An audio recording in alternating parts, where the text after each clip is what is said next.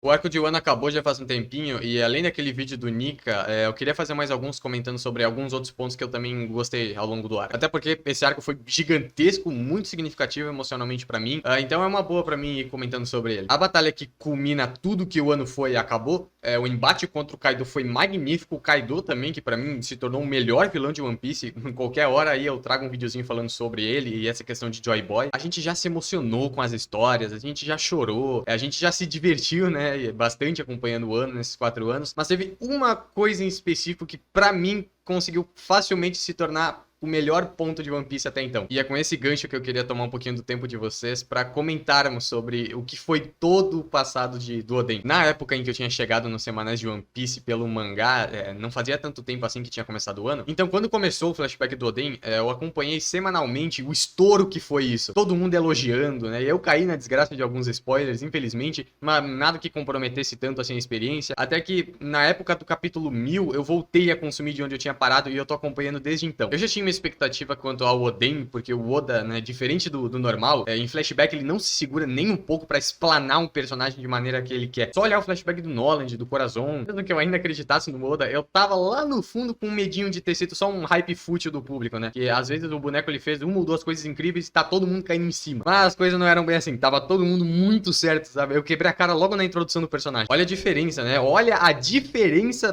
de qualidade de apresentação, de qualidade de personagem. Quando você cria um boneco, né, que é pra ser forte, é honroso, você não só cita ele, como mostra na prática esses valores dentro da obra. A gente acompanha lá o Luffy, o pessoal aprendendo mais sobre o Wano, né, sobre as ruínas do castelo, como o Oden, mesmo fazendo merda, tentou ajudar a população, né, como todos os samurais respeitam ele e esperaram todo aquele tempo pra vingar o cara, só que no meio de tudo o plano dá errado, né, e os navios não aparecem lá no porto, e tem aquela página magnífica dos samurais decepcionadíssimos com a situação. Aí o Kiemon pega lá o Dendemushi e começa a implorar por ajuda de qualquer um, né, e quando não dá certo, eles decidem pegar um barquinho e ir sozinho para Onigashima. Tu consegue sentir na pele o carinho, o zelo que eles têm pela imagem do Oden. Eu lembro perfeitamente que lá pelo capítulo 1025, mais ou menos, quando aparece de novo a imagem do Oden, a gente fica surpreso. Caralho, o cara tá aqui, mas ele tinha morrido. E a Kiko vai tentar atacar ele, só que aí ela para. Ela não consegue, e aí é por isso que ela é derrotada naquela cena. E aí no próximo capítulo a gente tem aquela primeira aparição dessa lenda. No começo, tá? Eu achei meio estranho, tá? Eu bati o olho na página, eu achei esquisitaço ele tá comendo em cima dos ossos de alguém. Aqui no Brasil, pelo menos, tem essa cultura de que é desrespeitoso fazer qualquer coisa com os mortos, né? Já que a passagem da vida para a morte ela é tratada como algo mais mórbido, né? Então gera essa estranheza, essa antipatia, né? Do que exatamente está acontecendo ali na cena. Mas essa repulsa, ela é quebrada logo em seguida, quando ele termina e fala que a próxima vez que eles fizerem uma refeição vai ser no outro mundo. E ele ainda pede desculpa pra família. Sabe, pra ele era uma homenagem póstuma ao cara. Eu nunca tinha visto algo assim na vida. O Oden, ele usa a pira funerária de um companheiro morto, né? Pra cozinhar a última refeição deles juntos, cara. Subverte toda a parada. Que bagulho legal. O que inicialmente né, era pra ser uma profanação, né? Na verdade era só um ato de respeito ali, de camaradagem entre dois amigos. Cara, que incrível. E eu tava apaixonado pelo cara logo na introdução dele, pelo amor de Deus. Foi uma das melhores introduções que eu já vi na vida. É simples, é direta e consegue caracterizar muito bem o personagem em 5 ou 6 quadrinhos, cara. O Oda é um autor fantástico, cara. Eu não consigo parar de elogiar esse maluco. Ele consegue sintetizar muito bem diversas sensações, sentimentos e transparecer isso pro público em tão poucos quadrinhos, cara. Eu acho isso magnífico. Eu acho demais, assim, também. É interessantíssima a forma como o Oden, ele é totalmente porra louca e faz o que quer. E ele é forte o suficiente pra conseguir viver assim, né? Mas ele respeita as decisões das pessoas ao redor dele. Ele tem o próprio senso de honra, né? E ideais. Ele não liga se isso afeta a nossa sociedade. Mas ele é imprudente, né? Então ele acaba trazendo só mais problema pra si por causa desse tipo de comportamento. Eu amo aquela cena quando o Kinemon e o Denji estão chorando porque o javalizinho atraiu o deus da montanha pra capital. E o Oden, ele aparece pra pegar o bicho e eles ficam discutindo. Cara, que bagulho idiota. Isso só sinaliza, né, mais virtudes pro personagem, porque ele que chamou a responsabilidade de ter trazido o Deus da Montanha pra capital. Sabe? Olha que da hora a transposição do personagem pro leitor. Ao mesmo tempo, né, em que ele livrou o Kinemon, ele ainda saiu no lucro por poder se aparecer ali pra todo mundo. E é exatamente por esse tipo de coisa que eu gosto tanto do Oden, cara. Do mesmo jeito que eu gosto do Luffy. Apesar desses dois imbecis sempre estarem fazendo merda, né, é pra proteger as pessoas. Eles são falhos e estão errando o tempo inteiro. Essa ingenuidade, né, deles só acarreta em problema, mas mesmo assim eles fazem fazem porque eles querem. E conforme as coisas vão acontecendo, né, ele vai adquirindo os seguidores dele, e ao mesmo tempo que ele não queria isso, ele acaba aceitando e criando um vínculo com essa rapaziada excêntrica. Ele vê, né, o potencial perdido nessas pessoas esquecidas pela sociedade. Então, quando ele vai atrás pra Dominakuri, é uma forma de trazer uma boa imagem pra aqueles que não tiveram oportunidades ali naquele lugar. Olha que lindo isso, cara. É um personagem que, a per se, tem tudo pra ser egoísta, né, mas ele age em prol dos outros. Que bonito que é. O próprio Oden fala, né, que ao invés de escolher subordinados bem polidos e socialmente aceitos, ele prefere aquela galerinha ali dele. E isso é genuinamente uma demonstração de respeito, né, de afeto. Ele enxerga todos esses excluídos como pessoas e sabe do potencial de cada um, independentemente de quem seja. Eu acho muito lindo quando, pra retribuir o que o Oden vem fazendo pra eles, os Bainha vão tentar roubar uma grana pra ajudar, mas o Yasui joga a visão de que eles precisam se polir mais, né, já que agora o Oden é um daimyo ali de Kuri, né, ele virou uma figura importante pro país, mas mesmo assim ele não deixa os caras tentar falar bonito, saca? Aquele quadro dele agradecendo a rapaziada, mas no fundo dizendo que ainda é o mesmo, cara, são nuances que engrandecem demais o personagem. Até que do nada, né, o Barba Branca aparece, esse senso de aventura que ele tem explode de uma vez. Já era muito legal, né, ver ele comentando sobre como ele se sentia preso, acorrentado naquele lugar, mesmo ele tendo força pra fazer tudo o que ele quisesse, ele ainda não sabia o básico que é navegar por aí. Então, quando chega um navio pirata, né, ainda mais que o lugar lá é totalmente fechado, ele fica incrédulo e aparece lá instantaneamente. Eu cheguei a citar no vídeo de Blue Lock em relação a filosofias internas que são inconscientes do personagem, né? E o Oden é exatamente assim com liberdade. É de uma sensibilidade que não faz sentido, saca? O personagem, ele só age, ele quer se aventurar e explorar o mundo porque essa é a essência da liberdade, tu não se aprisionar a nada e nem a ninguém. E eu acho magnífico isso quando a gente coloca em perspectiva o que aconteceu, né, depois que ele saiu de Wano. Depois que ele se une com o Roger, né, antes deles irem de fato pra Raftail, eles ainda passam em Wano e a gente sente o quão difícil é pra ele tomar essa decisão de sacrificar o próprio país em prol da aventura dele. Porque se ele parasse, ele com certeza não ia mais conseguir sair, né? E essa ação acabou cravando o destino dele. A genialidade dos relatos do Oden também é uma parada absurda, cara. Quando os grandes figurões mesmo aparecem, né, o narrador muda e agora, ao invés de ser um cara qualquer, é o próprio Oden comentando na visão dele sobre as passagens que ele viveu. Dá pra sentir o quão abismado ele tava de descobrir o mundo, né? Mas eu acho incrível